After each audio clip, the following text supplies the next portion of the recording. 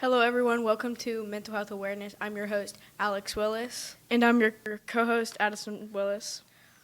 Welcome to our guest, Miranda Sherwood. Today we're going to be talking about mental health. Let's first talk about what the meaning of mental health is. What is mental health to you? To me, mental health ultimately determines your well-being, like how you feel, how you think, your mood. So basically, if you have poor mental health, you're not going to be happy. So, yeah. In the dictionary, mental health is defined as our emotional, psychological, and social well-being. But, what does that mean? Let's explain in a way regular people can understand. So, mental health is a general sense of well-being. And positive mental health is not only important so you can get through your day, it's most important so that you can create positive relationships with friends, family, etc. And what is the hardest challenges you faced so far? The hardest challenges when it comes to my mental health would probably be sports, obviously, because it's so time-consuming.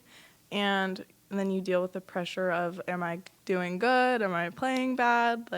How are my parents going to feel about the game I just played? How does my coach feel? Am I letting my teammates down? You need to focus on all those things, and those feelings definitely will eat you up because sophomore year was a rough year for me. Wasn't playing as much as I would like to. So that was definitely a hard time that I've dealt with. And same with track. Not a big fan of running. A lot of throwing up occurs, so that's definitely hard on me. But being able to push through it because I have a lovely support system, such as my friends and family, is what keeps me mentally healthy. So, what kind of sports do you play? Track, soccer. I used to run cross country. I I did golf for a while when I was little. You did golf? Yeah, I did dance, cheer. Hey, I did dance for 2 days, and I just... Yeah, I was a gymnast, basketball, in high school now. I've only stuck with, yes, I did everything possible. I even took swim lessons for a while, but, yeah, only stuck with soccer and track. I learned how to swim on my own. Not me. I was a swim lesson girl. Me and my cousin, we did it together. Has your, mental health ever, affected, you when you were younger while doing sports? Honestly, can't even remember. I just, was so, free to do whatever I wanted. Yeah. I would just try everything, had no shame. And honestly, I missed that because, you didn't care what people thought because everyone was 8 years old and no one really cared. And then as you get older, it gets harder because people start talking and judging you. And it's just, you become more aware of things around you. But when you're little, it's just... you're just going to have fun. Yeah, you just do whatever you want, you know yeah. What I'm saying? It's crazy how things change when you're in high school. Now it's people judge you if you do something wrong in a sport, or it's or you're just walking around in school and people just judge you just the way you look. Yeah, I am guilty of judging people on the field. Everybody knows, though. It's no secret. Yeah. Everybody knows. Facial expression. Oh, yeah. Body language. Yeah, it all comes into play.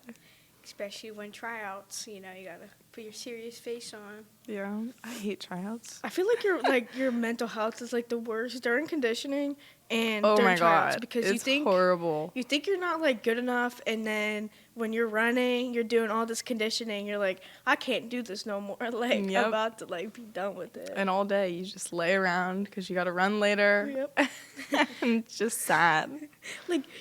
During conditioning.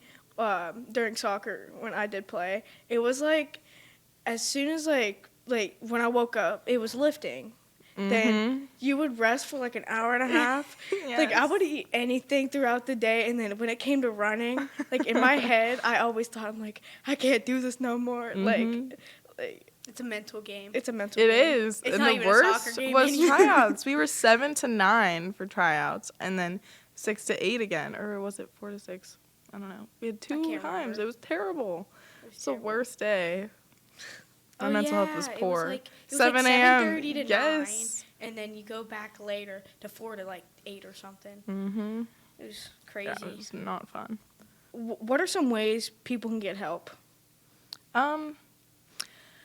Personally, when I'm having a crappy day, the first person I always go to is my mother. She's very good. She knows everything, like literally knows everything. She's the best person to talk to. Everyone should talk to my mom because she's great. Also, I've gotten really close with the counselors at Fitch throughout my process of being at school here in all my like college applications and stuff. So like when I'm stressed, Miss Martin, she always got me. Always. So building those relationships with people that are older than you, smarter than you, wiser than you, I think that's very, very important because I am that to my sister. She's younger than me, and she's going through middle school, so you know how that is. So I've definitely been as supportive as possible to help keep her mental health to be good. So, like, what if, like, you didn't have, like, a support system like you have? Like, who would you go to? Like, if you didn't, like, trust the counselors or, like, your mom didn't really, like, support you that much, you know what I'm saying? Yeah, I'm not really sure. I got into reading a lot lately, so I feel like whenever I'm having, like, a crappy day, I just pick up a book because then you're not living your own life. You can live somebody else's life. And if you read happy books, then you're, like, I feel like that can build your mental health and help you get past what you're dealing with. Or even if you read books about characters who are going through something similar that you're going through, I feel like just knowing that it's possible to move on and keep pushing, I feel like that's helpful. I think like music like helps a lot. Yeah. Like I don't know, like there's lyrics that are like really meaningful and like stuff like that to help you. I do the same thing. When I drive around, I just listen to music if I'm sad. Just blare it. Mhm.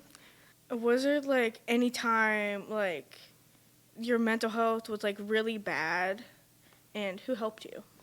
My mental health was really, really bad my sophomore year, I would say. I was just going through all around a rough time, whether it was sports or like simply walking in the halls here. I dreaded coming to school. I absolutely hated it. Had a little bit of drama going on with another person, and it was not good. I would go home, I'd be so mad. I remember, I'll never forget, I was literally in the shower watching some video that this girl made about me, and I just started screaming, like, I would see screaming. And my mom was like, she's always there for me. She was my number one supporter during all that. I mean, I was genuinely sad. I had never felt that way before. But she got me through, and I'll always lean on her when my mental health is low, especially in college next year, calling her every 5 minutes. like I need you. She's my biggest support system. I would die without her. At least you have a support system because some people don't. Yeah. So at least like you're the lucky ones that do have a support system, and like Just surrounding yourself with good people will definitely help.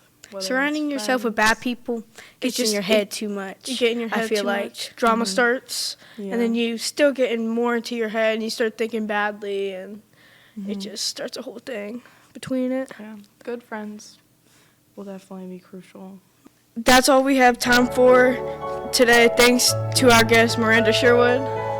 And don't forget, if you're ever feeling down and you need to talk to someone, you always can go to a trusted adult, family member,